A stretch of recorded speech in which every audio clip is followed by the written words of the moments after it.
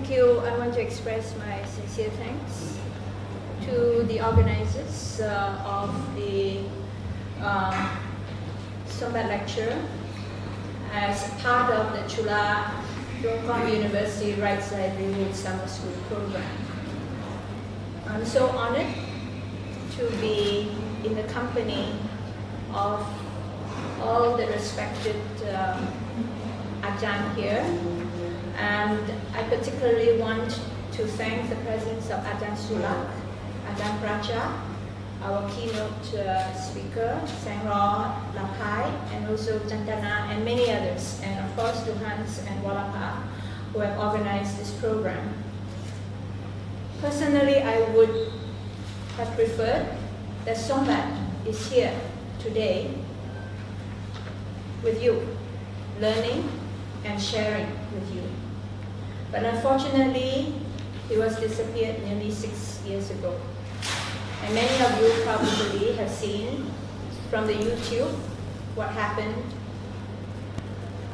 on the 15th of December 2012. For those of you who don't have, there are brochures outside that you can pick up and learn more about his life and also his disappearance in a very short brochure. Today's lecture, I believe, is the first Sombath lecture, and it is an expression of support and solidarity by so many friends and colleagues. And you have expressed your support and solidarity by not forgetting Sombath, not forgetting the man, not forgetting his work, and not forgetting that we need to seek truth and justice for him. So making a few introductory remarks, I've been asked by the organizers to say a little bit about Sombath's life, his work, and what had shaped his philosophy and his vision for development. Sombath grew up poor. Grew up as a poor farm boy in a very small poor village in the center of Laos. He learned the meaning of poverty, as well as the true meaning of wealth, and how the poor can live sustainable and happy lives without completely depending on money, which is today's measure of what poverty and wealth is.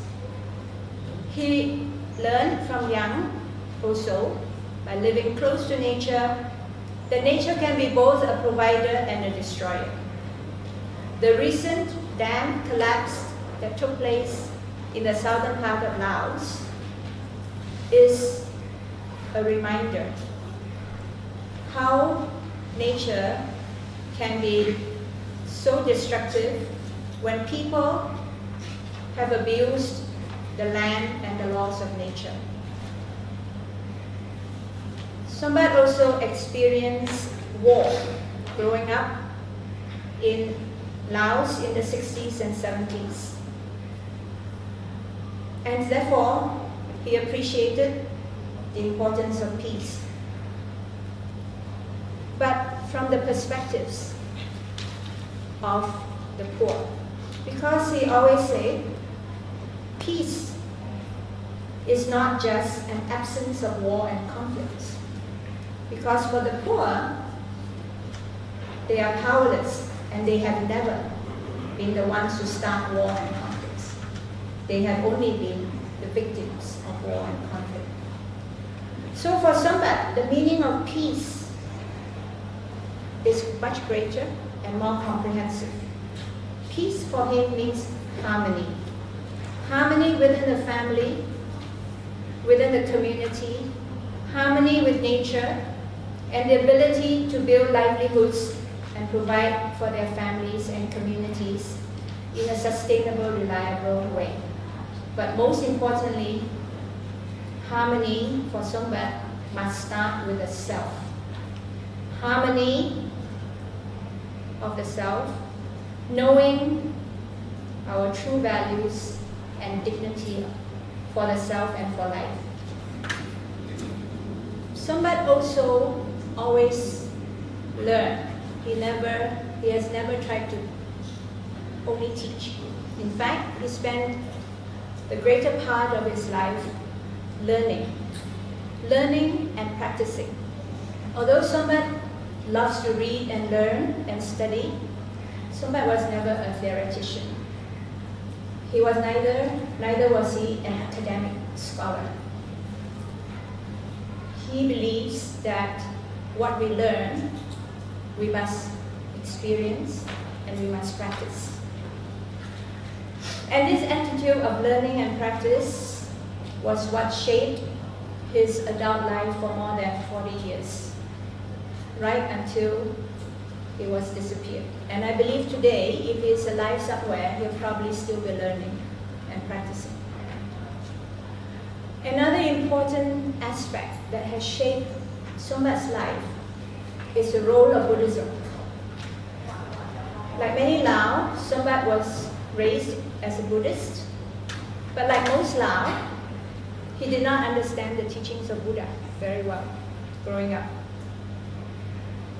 He only rarely learned and appreciated the teachings of Buddhism later in life, and thanks to Ajahn Sula, Ajahn Racha, and all these people who have really started the movement of engaged Buddhism.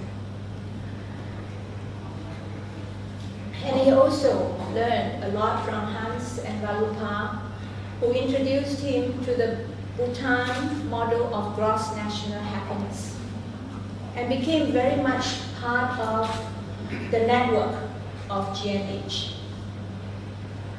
But all this he had learned, but also modified and adapted to the context of Laos, in the communities and with the people he had lived and learned with. So Sombath has distilled all that he had learned and practiced over the last 40 years. And he had, about 10 years before he was disappeared, he developed what he sees as a vision or a model of balanced development, which he said would be appropriate for Laos, and maybe also could be appropriate and adaptable to other countries, especially in the ASEAN region. Sombath believed that Laos need not fall into the development traps which is experienced by so many countries in the region, where the poor and the marginalized groups have to bear the most negative consequences of the current development model, which have caused periodic economic crisis, natural disasters, and social turmoil. Sombath believed that given Laos' small population and rich natural resources, Laos could spearhead a development model that is economically and ecologically sound, environmentally sustainable, and that would put people's social well-being and happiness at the center of development. He also believed that as so many Lao people resonate so well with the Buddhist values of compassion, loving kindness, he believed that he could use engaged Buddhism as the spearhead to engage the rural Lao people, to translate their values into what they can do and in their work, not only for themselves, but for their friends, for their neighbors, especially for the children. Can I have the slides? I only have 3 slides, okay? So the first one is just to show Sombath is really a child of the soil, and he learned mainly from practice. He worked with the farmers here, with his parents who also have farms, in the river, in the fields, and so on. The next slide. Okay, so this is also to show he's very much a practitioner. not a talker. He's a doer. So, as I say, he uses very much to actually shape his philosophy, shape what he thinks would be appropriate for Laos. And what he came out is this model. Next. Okay? This is the model of development that he came up with.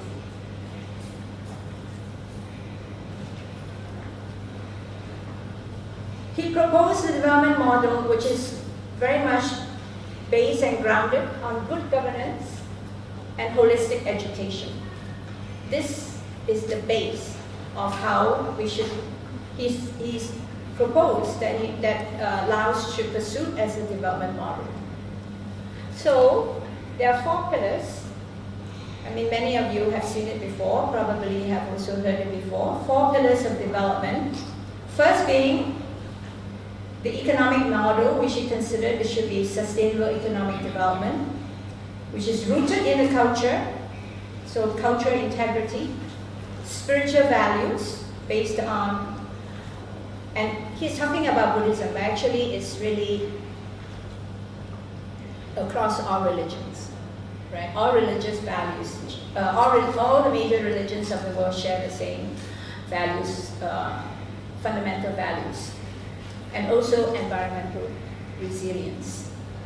He likened this development model to be like a well-balanced, strong, and stable house, which would, as its ultimate goal, the well-being and happiness of its people. And, as I say, he thinks this model should be grounded on strong, holistic education, which he calls education of the heart. He says so much education these days are only teaching knowledge, theories. So you feed your brain, you feed your head, but there's nothing in the heart. He says we have to link the two. And also the practice, the philosophy that Ajahn Sula has been stressing for years. Education for the head, for the heart, and for the hands. This he also adopted and used, and had been practicing for the last 20, 30 years of his life inside Laos. But now that Sombath has been disappeared, what would be the impact of his disappearance on his philosophy and vision of development? I believe that despite the fact that he has been disappeared, I truly believe that Sombath's vision and his dreams will be continued and can be continued. I believe that his practical ideas and thinking, which has been tested and proven in so many communities inside Laos, actually is being spread also today. So for me, this event and this program that introduces the first Sombath lecture, which I thankfully understand is going to continue, will mean that Sombath's vision and dreams will be continued beyond whatever that has happened to him. Sombath the person may have disappeared, but his dreams, his ideas, and his vision for a better future will continue. And you, I see the young people in the audience, you hopefully will continue to take this vision for a better path for development into your own societies, into your own communities, and into your own neighborhoods. This is how I believe that we can continue Sombath's vision. Thank you.